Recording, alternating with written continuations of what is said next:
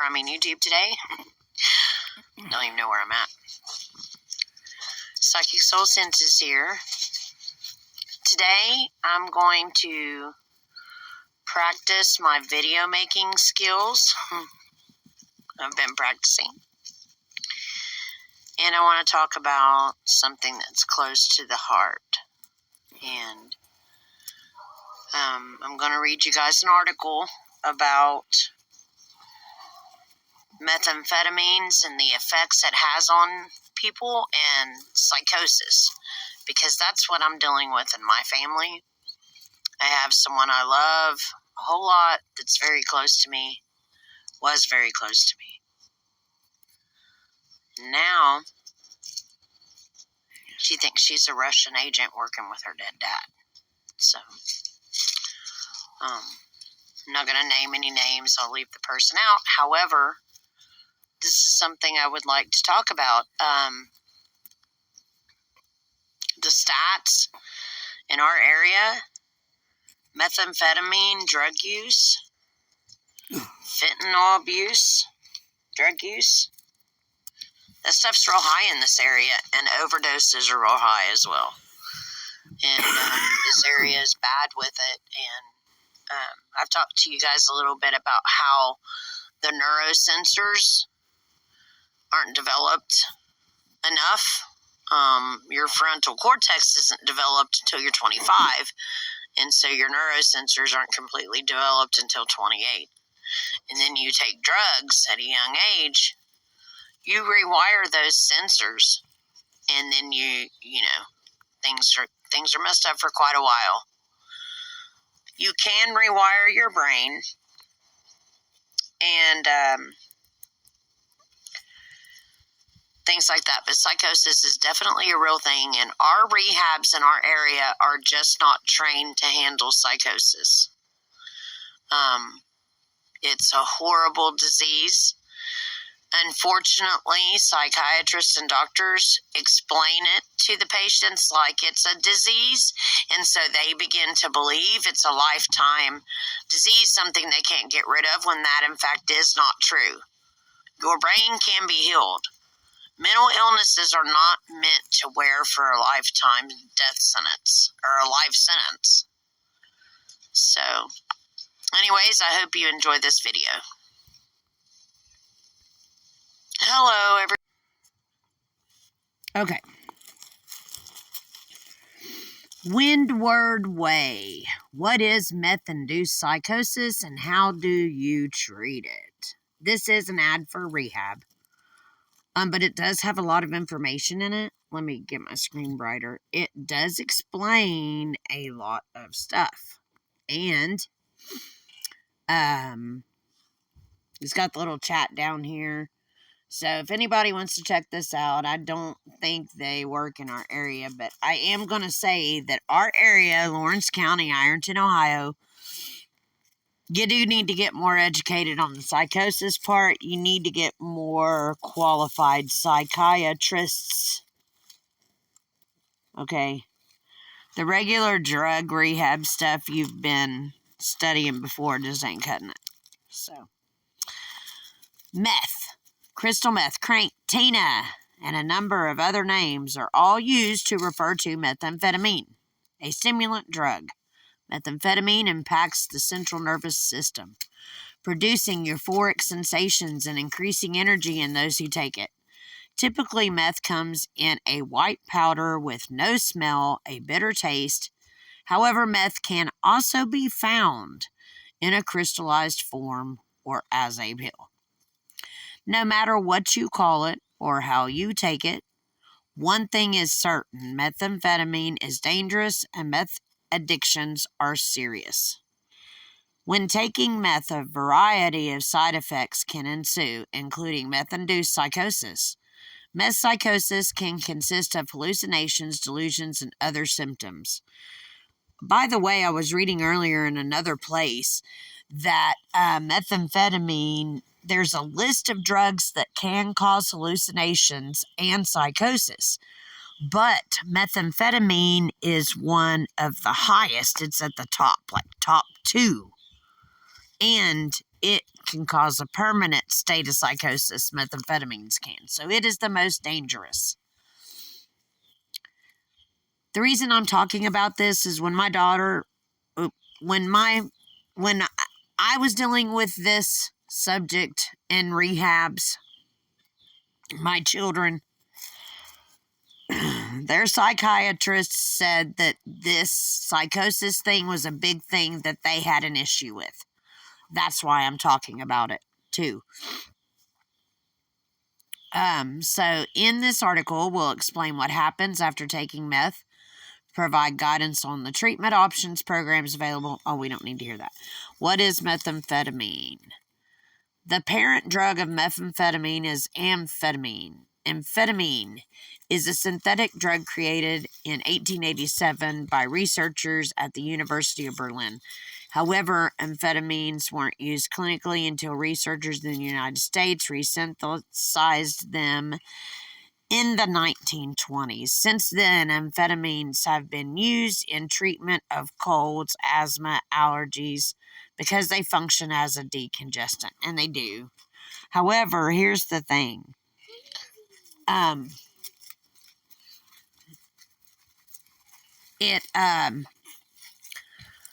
They may...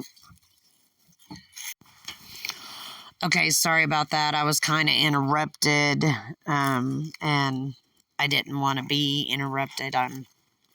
This video means a lot to me. Okay, so now, what I wanted to say is, we know when they say Berlin, right? They started giving it to soldiers. Nazis were on methamphetamines. And later on in other wars, our soldiers were on drugs. And Vietnam, a lot of Vietnam vets come back addicted to drugs. So I just wanted to put that out there. So then the primary difference between amphetamines and methamphetamines is methamphetamines last longer. The effects of methamphetamine are also stronger than that of amphetamines. The reason methamphetamine is more powerful is it can penetrate the blood-brain barrier more quickly than amphetamines do. Because it is high risk of misuse and dependence, methamphetamine is declassified as a Schedule II drug by the Drug Enforcement Agency.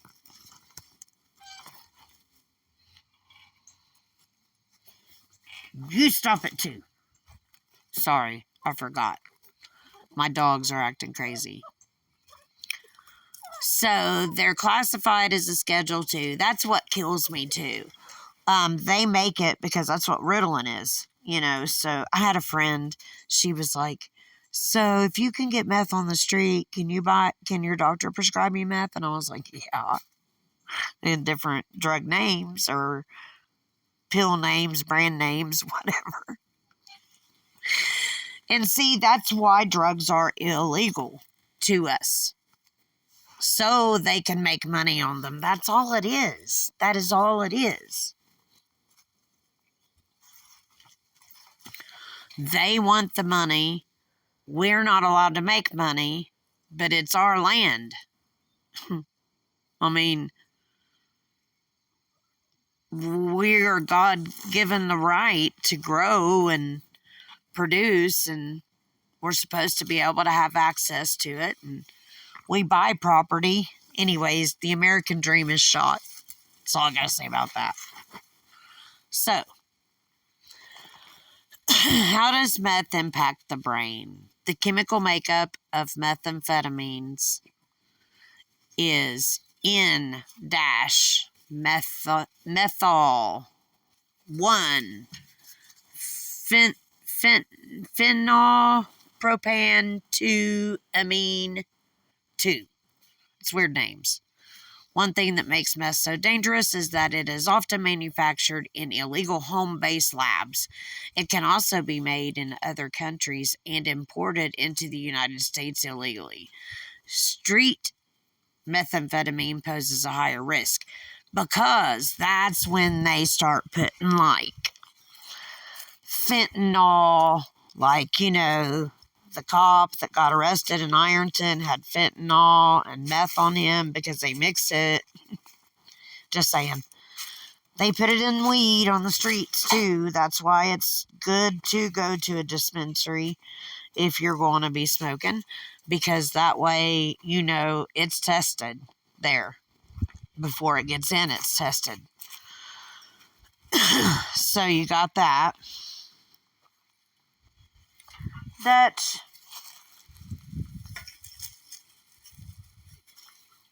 Anyways. In any case, meth is considered a powerful stimulant, and it has a direct impact on the central nervous system. So, the primary impact of meth is a massive increase in dopamine and norepinephrine, which are types of neurotransmitters. Meth is also believed to interact with serotonin, another neurotransmitter. By increasing the amount of these neurotransmitters in the brain, meth induces a feeling of euphoria. When the euphoric rush comes real fast, that's when delusions or illusions can come in, right?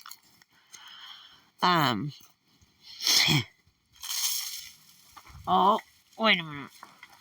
I should have done something in case. Okay, now, this video is not very professional. The interaction with neurotransmitters also causes meth to induce some sort of short-lived psychoactive effects. This is most often the case when a person snorts or smokes meth, as it causes the drug to be delivered to the central nervous system very quickly and is a higher potency. The sudden rush of misusing meth, along with the short-lived effects, leads many to take more and more of the prolong the effects. Repeated use of meth leads to continued but decreasing effects, which in turn leads to a person to crave more of the drug.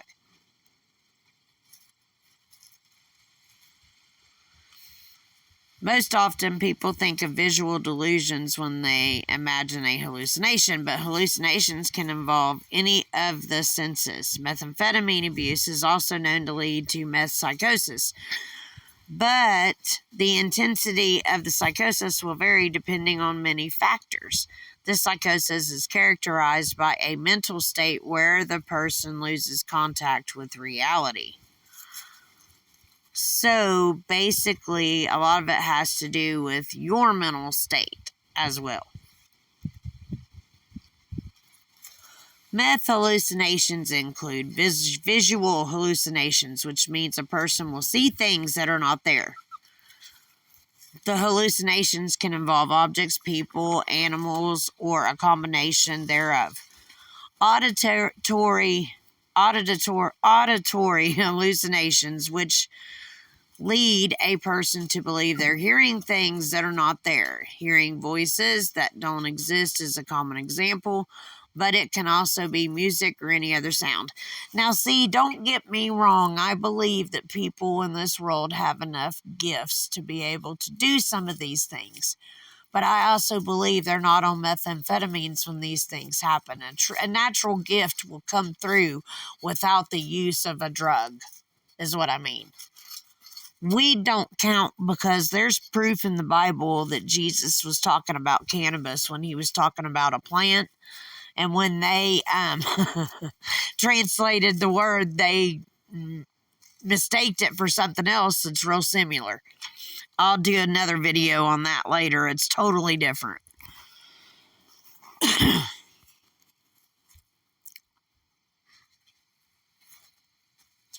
Olfactory hallucinations, which cause a person to smell something that isn't actually present in the environment. It could be food, cologne, garbage. Tactical hallucinations, which have feelings caused by non-existent stimuli and gustatory hallucinations, which means person is tasting something that isn't present in their mouth. Or sometimes they think they're being stalked by people too. Most often, meth users experience some form of visual hallucination, but tactical hallucinations, specifically meth bugs, are also common. A person who is experiencing a co-occurring disorder affecting their psychological health, such as schizophrenia, is more likely to experience an auditory hallucination. Here's the thing, though. Yet again, we have psychiatrists of the old saying that schizophrenia is a lifelong disease, when in fact, sometimes this is where you get famous people, or not really famous people, but very intelligent astrophysicists and scientists and astrologer, people like that have psychic gifts, okay? Because there is a thin line that we are starting to cross with psychology, and it needs to blend together. It's all the same. Guys, it really is. It's all the same. So, when a person is experiencing meth psychosis, they have lost all contact with reality. And it's true, because, like, the person that was in my life, like, one time, they thought that God was telling them to hurt someone physically, with a knife. And that was scary. And then later on, they started thinking they themselves were God. Okay, so there's things like that happen with someone that's addicted to meth that, it's pretty scary. It's pretty scary. And what happened to the person in my life was,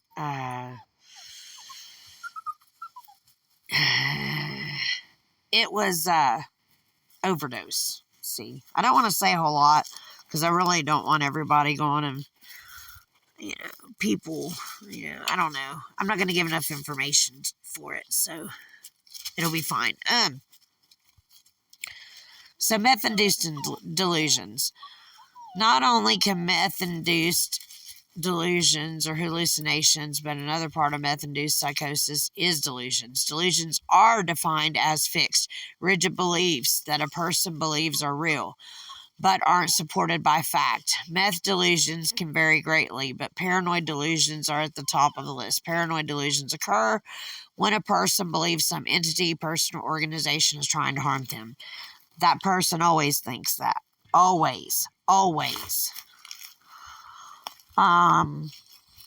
It's bad. It's bad. Like, this person, thought that their landlord had replaced the walls with dead bodies just to hurt her feelings. Like, she was that trashed. So, now, enough about my friend. Understanding meth psychosis. The onset of hallucinations and other delusions is a major part of meth-induced psychosis.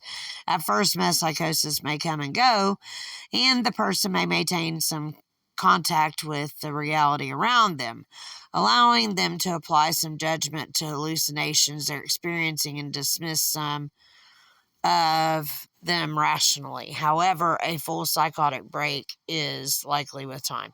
Now, they already had a full psychotic break, and so then it's harder to come back from that, but you can. But now you're looking at, like, it could have been something where if they quit, they could get over it, in a couple of weeks, maybe months, right? But then if it's a psychotic break, it could take up to, more than a few months. A couple years, maybe. But I know I've been dealing with this for about 3 or 4 years now. So, now, once a full psychotic break occurs, the individual situation will only get worse. Meth will continue to degrade decision-making abilities and rational thought. Therefore, you're rewiring your brain. So when you're doing drugs, you're wiring your brain in a negative drug-seeking addiction way. when you get off drugs and you start doing things differently, you have to rewire your brain because you have to change your thoughts, you have to change your feelings, you have to change your activities. You actually have to start to feel your feelings in order to decide which ones can stay and which ones have to go. So, anyways, I think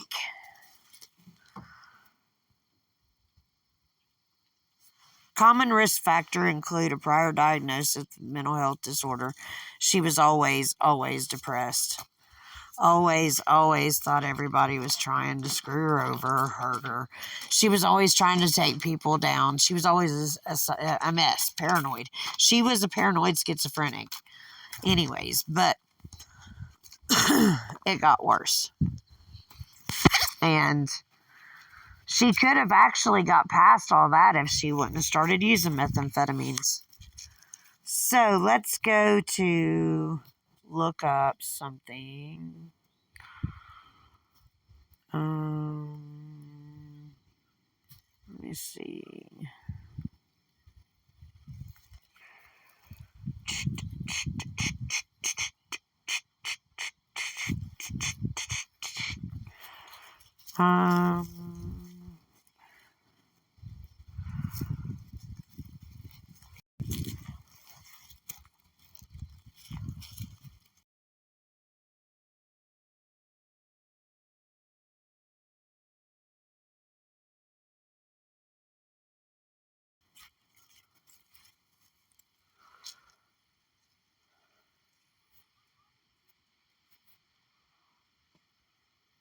So, it says, 2020 surpassed 2017 as the highest year for unintentional drug overdoses in Ohio. Deaths, with 5,017 deaths. This was a 3% increase over 2017 and a 25% increase over 2019 in 2020. And cops out doing the crap, claiming they want to get it off the street to save people's lives, are not helping. That was a bad blow. It left a bad taste in my mouth. So anyways, I'm going to go ahead and end this video. I hope you guys enjoyed it. I hope it turns out good. Please hit the like button and share. And I have something that's good I'm working on. It's a skit, and I will have that out sometime this week. Trying to find my miniature actor. But you guys have a good day.